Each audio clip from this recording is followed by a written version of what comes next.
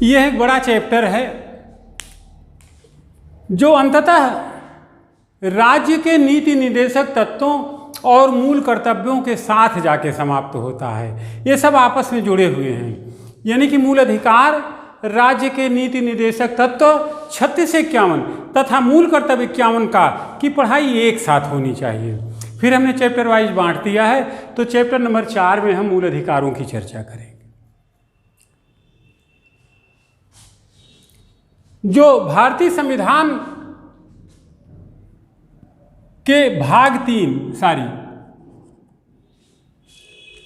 के अनुच्छेद 12 से 35 के विषय है।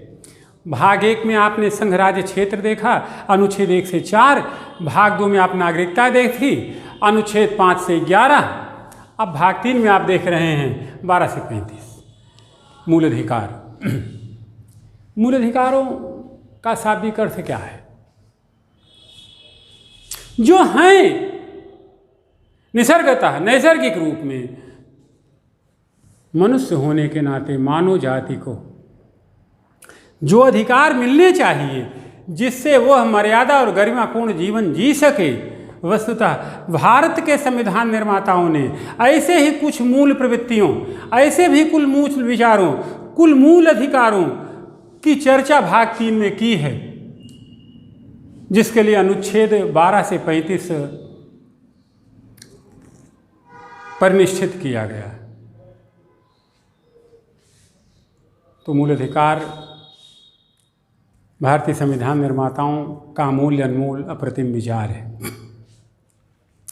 ताकि भारतीय गणराज्य में रहने वाला प्रत्येक व्यक्ति अपने आप को सुरक्षित और संरक्षित महसूस करे। मूल अधिकारों का शाब्दिक अर्थ है परिसीमित प्रशासन। मानवतावादी जीवन का निहितार्थ वाद योग। परिसीमित प्रशासन मानवतावादी जीवन का निहितार्थ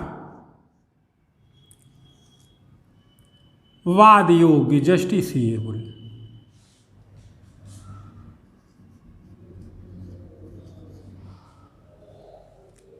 यही थोड़ी देर रुक जाएं। यह व्यक्ति के अधिकार हैं। आगे भाग 4 में राज्य के मार्गदर्शन होंगे, नीति निर्देश। भाग 4 का में अपेक्षाएं होंगी। भाग 3 के अधिकार वाद योग्य हैं, भाग 4 के अधिकार वाद योग्य नहीं है। वो मार्गदर्शन हैं, उनके संदर्भ में अपेक्षा है कि राज्य उन मूलभूत तत्वों को पूरा करके ही जो 36 से 51 में चर्चित हैं, चर्चा किए गए हैं, ही कल्याणकारी राज्य बनाने और होने का दावा कर सकता है। तो बाकी चीज़ें चाहिए और अपेक्षाओं के अर्थ में है, जबकि यह आपकी है की अपेक्षा। परिसीमित प्रशासन मूल अधिकारों का शाब्दिक अर्थ है परिसीमित प्रशासन, और परिसीमित प्रशासन का उद्देश्य है कि कार्यपालिका व विधानमंडल के स्वतंत्र अथवा सम्मिलित रूप में तानाशाही की प्रवृत्ति पर अंकुश लगाना। सरलीकरण, हर चीज की सीमा है, चाहे कार्यपालिका हो चाहे विधानमंडल, तानाशाही न कर सके, स्वेच्छाचारी न हो सके, नागरिकों के अधिकारों के प्रति जिससे वे गरिमापूर्ण और मर्यादामयी जीवन जीते हैं, उनकी संगति पर अंकुश लगाने का काम ही है मूल अधिकार। तो मूल अधिकारों अर्थ है परिसीमित प्रशासन, और परिसीमित प्रशासन का उद्देश्य है कार्यपालिका व विधानमंडल के स्वतंत्र अथवा सम्मिलित रूप में तानाशाही की प्रवृत्ति पर अंकुश लगाना।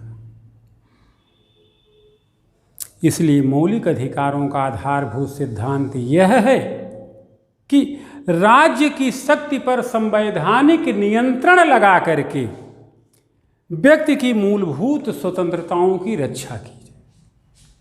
भारत में संसदीय शासन प्रणाली है, लेकिन संसद भी संविधान की मर्यादाओं से बंधी है। इसी नाते हमारे संविधान निर्माताओं ने संविधान में ही कुछ मूल अधिकारों को रख दिया, संवैधानिक बना दिया कि इन्हें संसद भी कम नहीं कर सकती है। खास परिस्थितियों की चर्चा भी नहीं, यानी कि मूल अधिकार अनम्य हैं, इन्हें जैसे चाहे कम, न्यून और क्षीण नहीं किया जाता। संसद भी जब इन मूल अधिकारों में संशोधन करना चाहेगी तो संविधान की मर्यादाओं का पालन करना पड़ेगा। मनमाना संशोधन वाद योग्य होगा। अगर विधायिका मनमाने ढंग से मूल अधिकारों में संशोधन कर सकती है तो न्यायिक पुनर्विलोकन के तहत उसकी जांच परख हो सकती है। न्यायालय उसकी जांच परख कर सकता है। और व्यक्तिगत रूप में यदि किसी व्यक्ति का मूल अधिकार छीना जा रहा हो, कम हो रहा हो, न्यून हो रहा हो, क्षीण हो रहा हो, तो वह अनुच्छेद 32 के तहत सीधे सुप्रीम कोर्ट में जा कर के अपने अधिकारों की सुरक्षा प्राप्त कर सकता।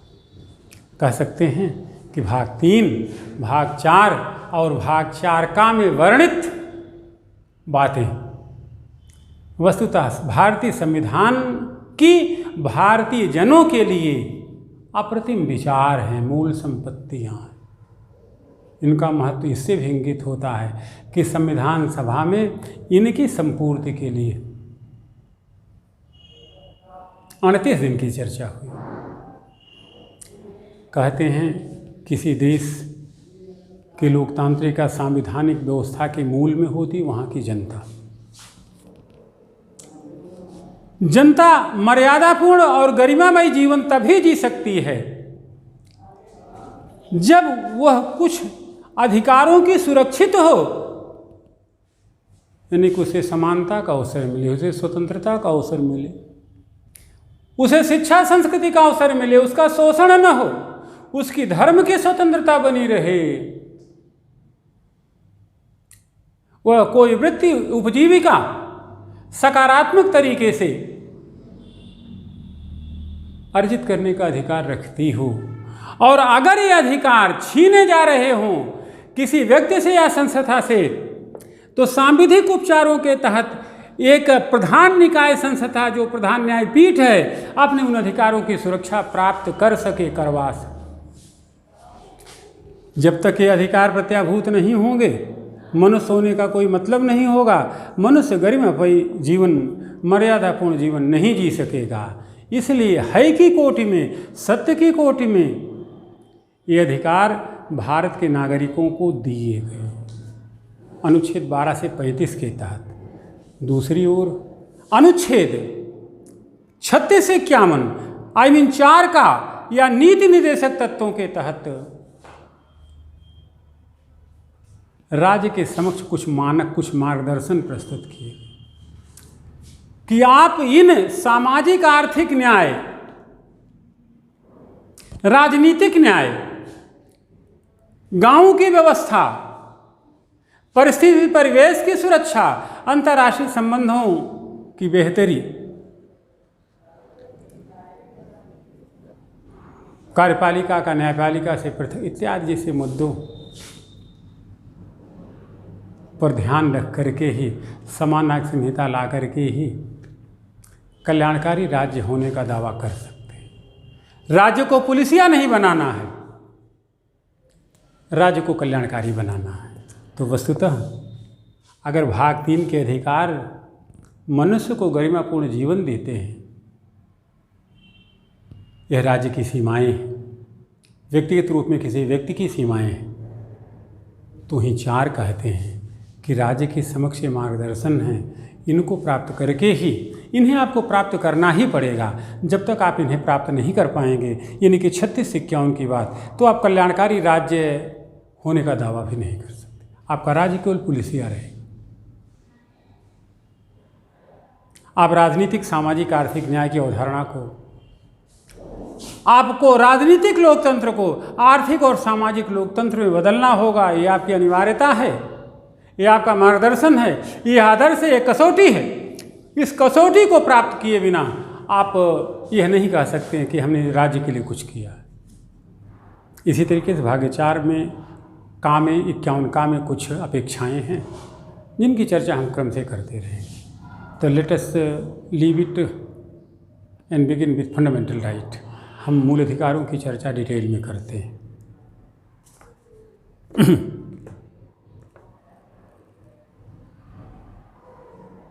38 दिन संविधान सभा में हुए इन प्रत्ययों की चर्चा के लिए जब तय पाए गए 7 मूल अधिकार, जिसमें संपत्ति के अधिकार को 44वें संविधान संशोधन 1978 के द्वारा निकाल लिया गया है, तो जब तय पाए गए तो हुआ यह, इनका महत्व का बखान कैसे किया जाए। तो नेहरू जी ने कहा, वस्तुतः ये संविधान की मूल आत्मा है, बिना इनके संविधान का कोई मतलब नहीं।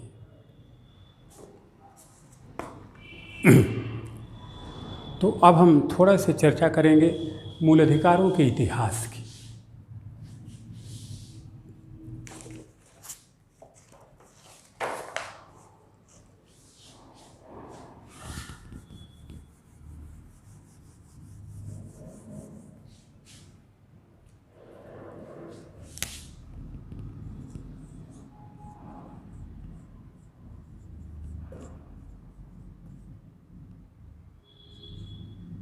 इतिहास 1215 पहली डेट,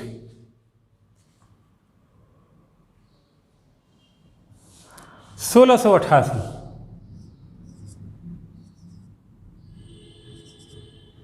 1789,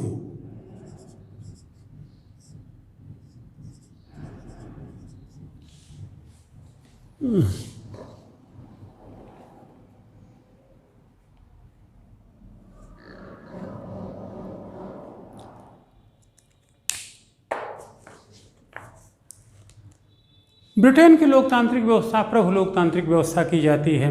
माना जाता है लोकतंत्र की शुरुआत, लोकतंत्र को मजबूती इन्हीं देशों से मिली।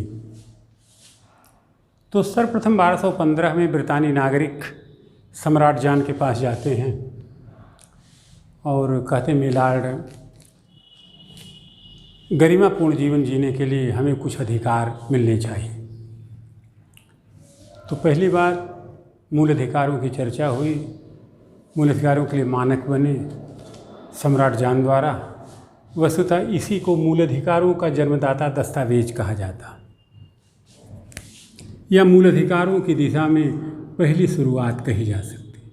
मूल अधिकारों का जन्मदाता दस्तावेज, यही शुरुआत है मनुष्य को मर्यादापूर्ण और गरिमामयी जीवन जीने की कहानी।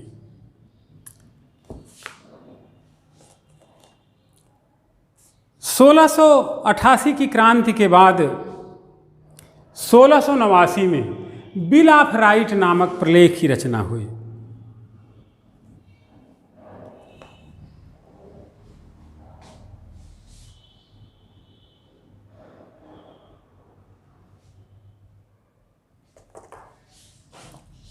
बिल ऑफ राइट नामक प्रलेख की रचना हुई, जहां ब्रितानी नागरिकों के कुछ अधिकारों को विशेष रूप से संरक्षित और सुरक्षित किया गया। इसके बाद 1789 में फ्रांस की जनता के मूल अधिकारों का एक पृथक प्रलेख में घोषणा की गई, जिसे मानव एवं नागरिक अधिकारों का घोषणा पत्र कहा जाता। मानव एवं नागरिक अधिकारों का घोषणा पत्र फ्रांस के संदर्भ, बिल ऑफ राइट ब्रिटेन के संदर्भ। मानव एवं नागरिक अधिकारों का घोषणा पत्र, शुरुआत यहाँ से हुई, मूल अधिकारों का जन्मदाता दस्तावेज। तो कुल मिला जुला करके विकसित देशों, यूरोपीय कंट्रीज के विचार हैं। जब देश स्वतंत्र हुआ तो भारत में इनकी ज़रूरत महसूस की गई कि भारत अब उपनिवेशवादी संस्कृति से मुक्त हुआ है, परतंत्रता की जंजीरों से मुक्त हुआ है, हम खुली हवा में सांस लेने का अवसर पाए हैं। तो हम भी अपने संविधान के द्वारा अपने नागरिकों को कुछ मूल अधिकार प्रदत्त कराने की सोचते हैं, सोच रहे हैं। इतना ही नहीं, उसे दिया भी गया। अब अगली चर्चा होगी कि भारत में मूल अधिकार कितने सुरक्षित हैं। तो इसकी तुलना हम दो देशों से करते हैं। एक ब्रिटेन, क्योंकि वहाँ के उपनिवेश इंग्लैंड के रहे हैं, फिर अमेरिका, फिर भारत। तो हमें देखना यह है कि ब्रिटेन और अमेरिका की तुलना में भारत में मूल अधिकार कितने सुरक्षित हैं, हम कितने मील आगे पीछे हैं मूल अधिकारों के संदर्भ में इन विकसित देशों की तुलना में, जिसकी चर्चा हम आगे करेंगे, कल करेंगे। तब तक के लिए आपको ढेर सारा धन्यवाद, ढेर सारी शुभकामनाएं। कल फिर मिलेंगे तो यही सब चर्चाएं आगे बढ़ाएंगे कि मूल अधिकारों की स्थिति भारत में क्या है विकसित देशों के सापेक्ष, खासतौर पर ब्रिटेन और अमेरिका। फिर आगे चीज़ें बढ़ती रहेंगी। मूल अधिकारों के समतुल्य कुछ और मूल अधिकार हैं, उनकी चर्चा होगी। मूल अधिकारों का वर्गीकरण होगा, फिर अनुच्छेद 12 के तहत राज्य की परिभाषा बताई जाएगी, अनुच्छेद 13 डिस्कस होगा, मूल अधिकारों में संशोधन, आगे फिर हम बढ़ते चलेंगे। तब तक के लिए आप हमें वाणी विश्राम का अवसर दें। हम फिर मिलते हैं अगले दिन नई पोथी, नए पत्र के साथ। धन्यवाद, ढेर सारी शुभकामनाएं। कल फिर